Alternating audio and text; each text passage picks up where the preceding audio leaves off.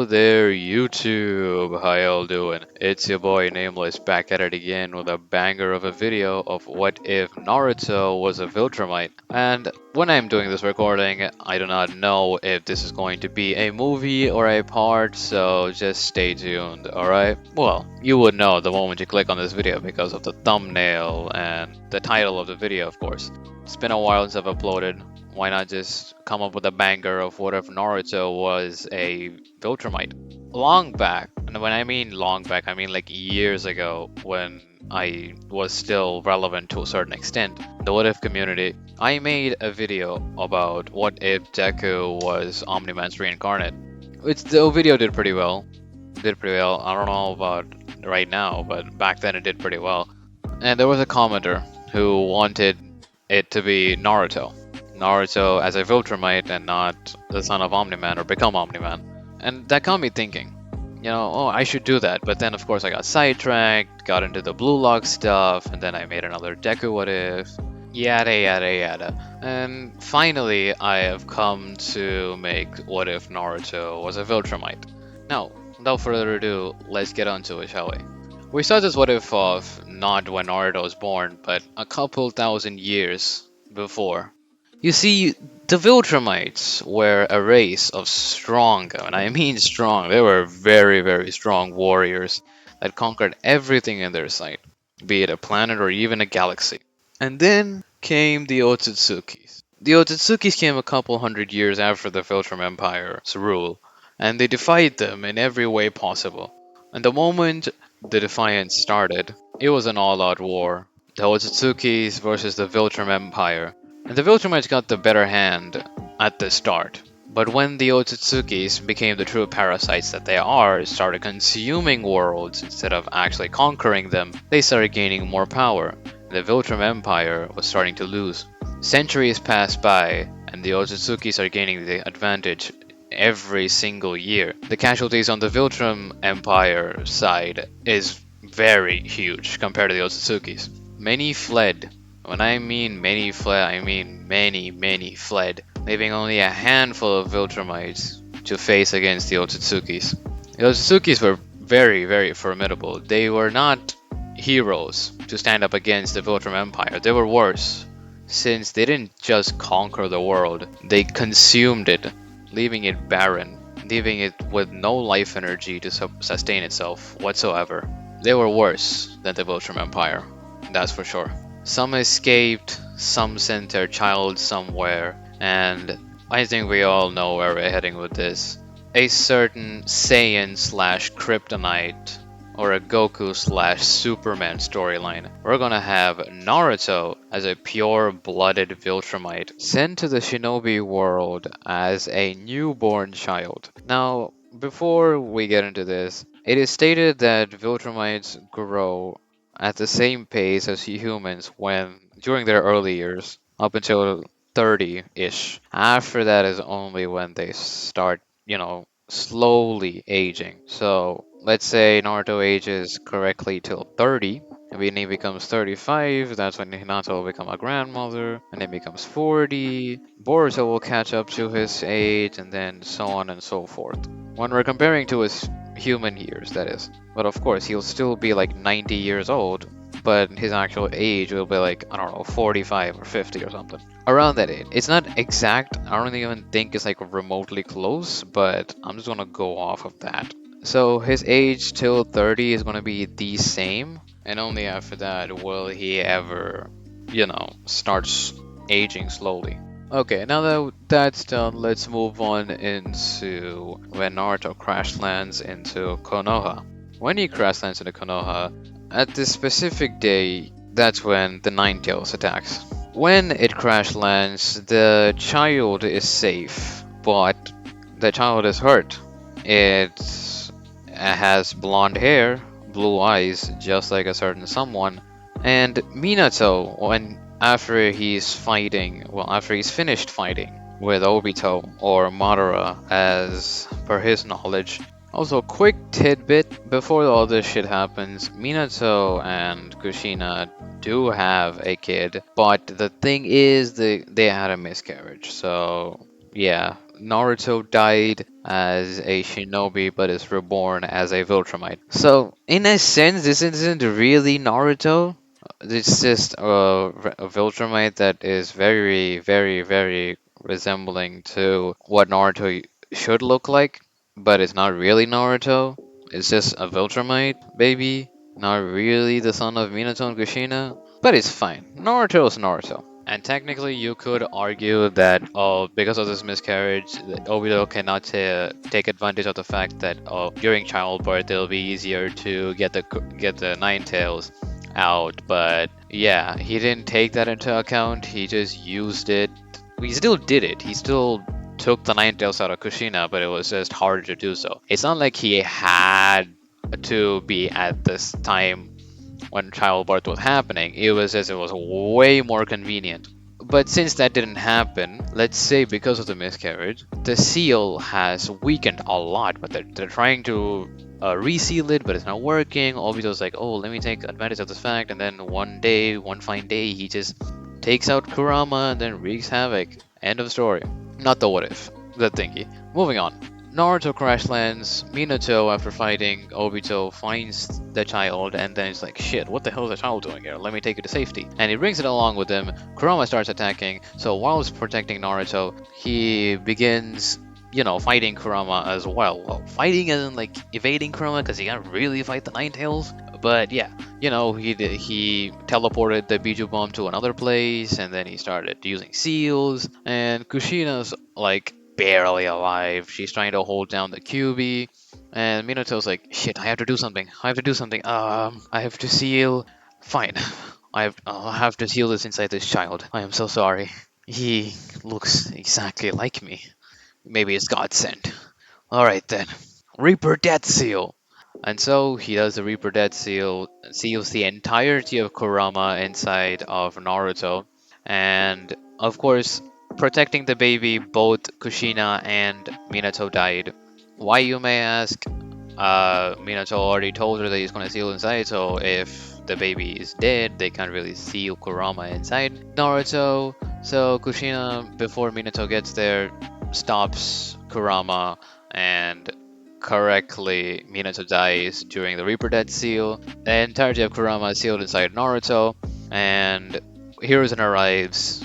Kushina dies before Minato. Minato, with his last dying wishes, says to name him Naruto Uzumaki, the son they never had, and to take care of him, yada yada yada. And yeah, that's about it. That's the backstory of Naruto Uzumaki, and of course, y'all can argue in the comments saying that, oh my god, why did you do this? Naruto's not Naruto anymore, it's just another Viltrumite person that looks like Naruto, isn't Naruto, that is impersonating Naruto in a sense.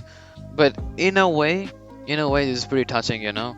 It's like God sent the Viltrumite child came into the shinobi world and Kurama was sealed inside him, so technically Naruto is Naruto, but not Naruto at the same time. It's paradoxical, but it works. Yes, I made an Oppenheimer reference. Moving on. Move on to a couple years later when Naruto's just walking around. Of course, he still gets the same shitty treatment he got from Hiruzen when, at the age of 4, he got shoved into an apartment with ramen and spoiled milk, and Hiruzen just called it a day.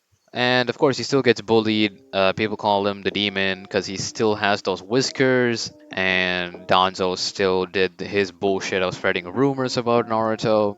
And in this case, it's going to be a bit worse because of plot reasons. And the villagers chase him. They chase him, they beat him, and then one time, at a time when Naruto's life was flashing before his eyes and his life was in danger, he flew. He immediately flew. This brutal nature that he has been surviving and this life-threatening situation he was in finally unlocked his Viltrumite powers. He then flew so far away that he couldn't even see the ground anymore. And when he wanted to stop, he couldn't stop. But then randomly he stopped and he stopped flying, so he started crashing into the ground. And he hit the ground pretty hard. But since his Viltrumite's powers kicked in, he just suffered some really big injuries. But it's fine. With his Viltrumite healing, and on top of that, Kurama still there to save him, Naruto lives.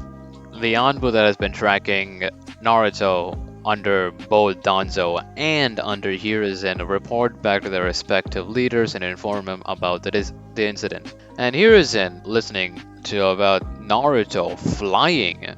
And at the same time, Danzo also got the report of Naruto having supernatural abilities. Well, supernatural abilities as in abilities that do not concern shinobis. Shinobis can't fly. Well, to a certain extent, that is. If they have summons, they can fly. They have maybe certain jutsus that can make them fly for a certain period of time, but not like actual levitation shit that the Viltrumites can do. When Danzo hears about this, he immediately orders all of his secret Anbu people to go and fetch Naruto, but before all that can happen, Hiruzen swoops in, takes in Naruto, puts him on a hospital bed, and then watches the magic happen as both the Viltrumite healing and Kurama fix up his body. And Hiruzen's like, whoa, what the hell? Now that's freaky.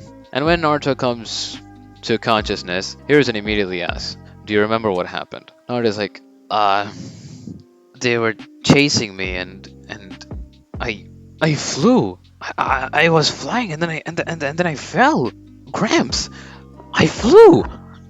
And then Hiruzen's like, yes, I know. Can you do it again? And Naruto's like, I think so. Let me try, I guess. And when he thinks of levitating, nothing happens. But after concentrating for about 2 minutes, he starts levitating off the ground. And he starts uncontrollably flying, and then he crashes into the wall next to him. And he's like, whoa, okay, I get it. You can fly. You can stop now. I see. Phenomenal power that you have there. We don't know who your parents are, so might have been an undiscovered Kekkei. That's pretty good. It's pretty good for someone who doesn't have chakra at all. What? What do you mean, Gramps? Oh yeah, I forgot to tell you this, Naruto. You don't have any chakra. The chakra that you just used, well, that is present inside of you, is all from an external source. External source? What do you mean by that? Well, I'll tell you when the time comes. But for now, it is weird that you have the ability to fly. This flying ability doesn't consume any chakra, and even if it did, you can't use it since you don't have any chakra at all. A very weird phenomena. This will take some time adjusting to. Well, Naruto, I need you to do some things for me. 1. Do not ever use this ability in public again. 2. Do not ever speak about this ability to the public again. And 3. Whenever I tell you, come and meet me, or if we can't make it, I'll just send an envoy to pick you up. We're gonna train that new ability of yours, get it under control, and find out what is really up with you. Got it? Naruto's like, okay, Grams. And skip forward a couple of months later, Naruto does just that. He doesn't use it in public, he doesn't tell anybody, and whenever a Hiruzen calls for him, he comes and he trains his ability. A couple of months later, he gets it in control. Control as in he can levitate properly, but during high speeds, that's where the real issue is. Since levitation and flying is a foreign concept to everybody in this village, or everybody in this world to be exact, well, everybody that is known, it is pretty hard for Naruto to have a proper mentorship on flight. So he, by himself, starts figuring out how to levitate properly, and with Hiruzen's guidance to a certain extent, he then levitates properly. The only problem he has, he can't travel with high speeds. High speeds is a very hard concept for him to grasp, but for now, it doesn't really matter, since they also discovered a few things. He's freakishly strong, freakishly fast, and freakishly endurable. His durability off the charts, strength off the charts, speed off the charts. All of his physical stats, they're all on par with like high tuning, barely low jonin type stats right now. Yeah, that's how strong Naruto really is. That's all the Viltrumite strength. And I really believe that Viltrumite strength is really that strong. Because, come on, if 1010 can become a Jonin, we all know Jonin and all that. But yeah, Viltrumite strength is nothing to be scoffed at. Even if he's just a little child, his strength won't change that much. Because when he truly starts to get older, that's when his strength changes. Now we can move on a couple years later, where Naruto gets his freakishly massive strength, speed, durability, and most importantly, his flight. He gets it all under control. And The only thing is he still cannot figure out how to properly move through with high speeds. He can do it for a certain speed, but then if he really wants to go fast, then he can only do that when he's running. And during these years, he's also gotten mentorship on how to properly conserve and use his strength, adapt to his strength and speed. Y'all might be wondering who did that. Of course, it's gonna be my goat, my man, the OG, Mr. Might Guy.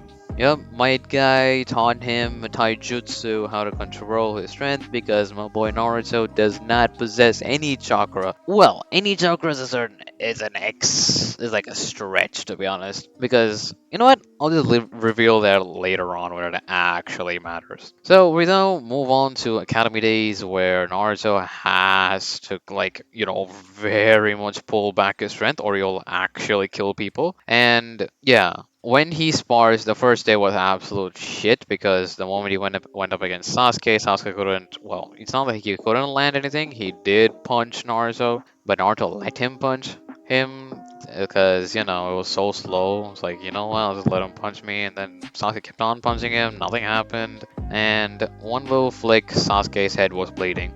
Yep.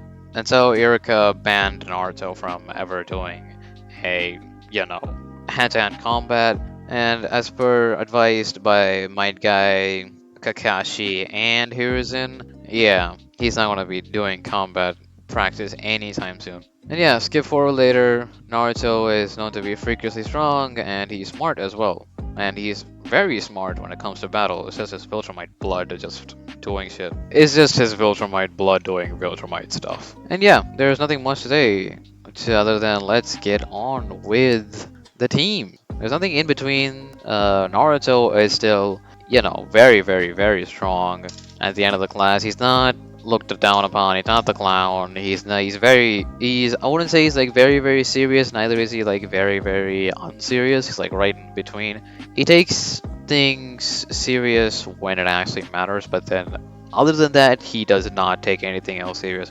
Like when Sasuke challenges him, or like any other student challenges him, he just takes it the most unserious way ever, and then he absolutely rocks their shit. There's no other way to say about this. But then when he's going up against people like Might Guy or like Hiruzen, then he takes this shit serious. But then Might Guy, of course, has drilled into him so many different exercises, and technically, oh boy, Naruto just cleared them easily. There is no way he's going to train his body like that. Instead of that, Might Guy focused on teaching him techniques. Instead of increasing his strength, he taught him techniques, how to adapt his own freakish strength to not just attack, but to defend and to evade. And yeah, he's a prodigy in fighting, except for chakra, and Irika Sensei already knows that Naruto does not have any chakra, and by through special means given to him by Hiruzen, Naruto passes with flying colors, and the teams are going to be the same. It's going to be Naruto, Sasuke, Sakura, and Kakashi as their team leader. Kakashi, of course, comes in late, and he's like, "Oh, Team 7, where are you?" And then Naruto's like, "Wow, can't believe bro's late the first day. Crazy." Before I continue, I should tell you guys, Hiruzen told when Naruto becomes a Genin, he can start using his powers in public, but not too much, because that will just raise too much suspicions. Like, he can just go around flying, but just to show off a little, Naruto starts levitating off the ground and starts making his way up. Both Sakura and Sasuke are absolutely flabbergasted, and when they make their way up, they start bombarding Naruto with questions, and even Kakashi. Well, Kakashi already knows about Naruto's abilities, and Kakashi's like, "It's just a Genkai. You don't need to freak out over this. Stop being children, and let's get on with it." And so likes and dislikes, it's literally the same, except for Naruto's. Naruto's little dream is not going to be become the Hokage. He's just going to want to become the strongest there ever was. And Kakashi's like, not bad, not bad. With your freakish strengths and your weird Kakagenkais, it could be a possible reality. And okay, we got an optimistic guy, an emo kid, and a fangirl. Great. What a wonderful team. Well, moving on. He then tells them to come to training ground or whatever, and to not eat or they'll throw up, and Naruto's like, yeah, whatever, bro. Sasuke, of course, ignores him. Sakura just leaves. And yeah, next day we go. Naruto already ate his full. He didn't eat like a big feast. He just ate to fill his stomach a little bit and then go. So yeah, with that, they all meet up, and of course Kakashi is late for about 3 whole ass hours. And during all this, let's get back to Danzo. Danzo has been plotting what to do on the Naruto situation. The kid that has the nine tails can suddenly levitate and has freakishly strong power, speed, and durability. And Hiruzen has him under complete control and he can't do anything. The root Anbu or the normal Anbu cannot go close to him as per the Hokage's orders, and he's a little bit in a pickle right now. So he's gonna try and come up with a way to get rid of Hiruzen and, step into the Hokage position himself and then take care of Naruto and then rule over Konoha as intended of what he wants. So yeah, a little tidbit on my boy Danzo. Fuck that guy though. And then now we move on to Naruto. And of course he explains to Team 7. He explains to Team 7 about what to do on the test, the bell test of course. 2 bells, 3 people, only 2 can pass on. And Naruto immediately catches on, he's like, the hell? No way, nowhere in the history books were there ever a 2-man team with a Jonin sensei. Even if one died or disappeared, they were always replaced with somebody else. And Naruto just says, fuck it. And then when the match begins, or the test begins, Kakashi immediately pulls out a Sharingan and it goes into defensive mode because Naruto is there. And Naruto's like, oh, getting serious now, are we, Copy Ninja? Well, good. I haven't let loose in a long time. And then with immediate super speed, he then rushes towards Kakashi. Kakashi barely reacts with his Sharingan. And the only thing he can do is go on the defensive because he cannot, and for the life of him, he cannot parry. So he's reading his moves, barely dodging everything. And the moment he slips up a little bit, he then goes to punch him, but then Naruto did that slip up on purpose. Therefore, he catches his fist, twists around him, gives him a good punch in the gut, and then immediately goes for the bells, but then substitution jutsu, Kakashi goes away. Sasuke seeing all this is absolutely flabbergasted, and then he's like, oh, why the hell does he have a Sharingan? And when the hell did Naruto get that fast, strong, and that levitation ability? What the hell is happening? Same shit with Sakura. Naruto is surprised, he's like, huh, substitution jutsu. Good, keep me entertained. And of course, Kakashi is like, shit, I knew this guy was strong from what my guy told me and what I have seen, but holy, experiencing it for the first time is so scary. But I can still see it's an experience, even though that little fucker is smart as hell. And he's like, you know what, I'll just weed out the weaklings before I deal with the banefish. And so he goes around to Sakura. Sakura gets absolutely decimated by Kakashi. Naruto is just waiting in the middle of like an absolute menace to society that he is. He's just waiting in the middle just for Kakashi to just show up. He's not going to do anything. And if he gets too bored, he'll just start going everywhere to find him. And Sasuke is getting absolutely pissed off at Naruto's cocky posture and Kakashi ignoring him, to which Kakashi is not ignoring him. He's going to be taken down to the next second, and bam, chop to the neck, Sasuke's out, and before Kakashi comes out of Naruto and says, all of you fail, Naruto immediately goes flying towards Kakashi. Kakashi can barely have enough time to react. They start going to a taijutsu battle again, and Naruto starts overpowering him. Kakashi goes away, starts doing jutsus, puts up a mud wall. He then shoots a fireball, but nothing's happening. Either the fireball gets swatted away or the mud wall gets absolutely destroyed. He tries to go for a headhunter jutsu, but then Naruto easily shakes it off. He then summons his lightning dogs to paralyze him, but then the lightning dogs were too slow for Naruto, and Kakashi gets absolutely obliterated, or so he thought. It was actually a lightning clone, and Naruto got shocked. But it only stunned him for like a millisecond at best. Kidding. A second at best. But that was all Kakashi needed to get a really good shot at Naruto, but Naruto barely got any damage because of his freakishly strong stats. And yeah, with that, Kakashi gets absolutely decimated. The bells get taken, and Kakashi's like, damn, even if I was holding back a little bit, this kid is too strong. What the actual hell? And yeah, he takes the bells and he's gonna before he says, "Oh, you all fail," he's gonna see what Naruto's are trying to do. And Naruto's like, two bells, three people. Yeah, I call bullshit on this. I'm willing to bet my graduation to Genin. And then he throws one to Sakura and throws one to Sasuke, and yeah, they're both knocked out, but still. He gives them the bells, and then he starts to walk away. It's like, that's it, right? I lost, and these two guys will move up. See you later. And the guy's like, wait, it's fine, you pass. Alright? The objective was teamwork. I need you guys to work together. But when you guys work separately, I was gonna fail you, but fine. I'll take this. We can work on the teamwork together. I can't really fail you.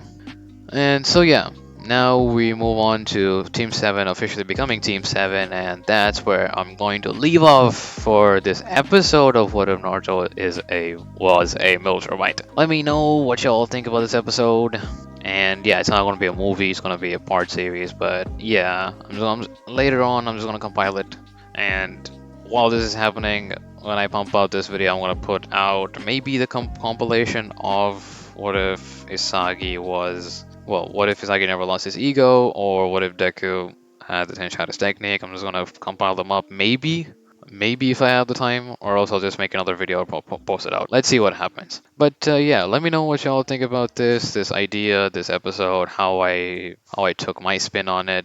Without further ado, I do not have anything else to say other than peace.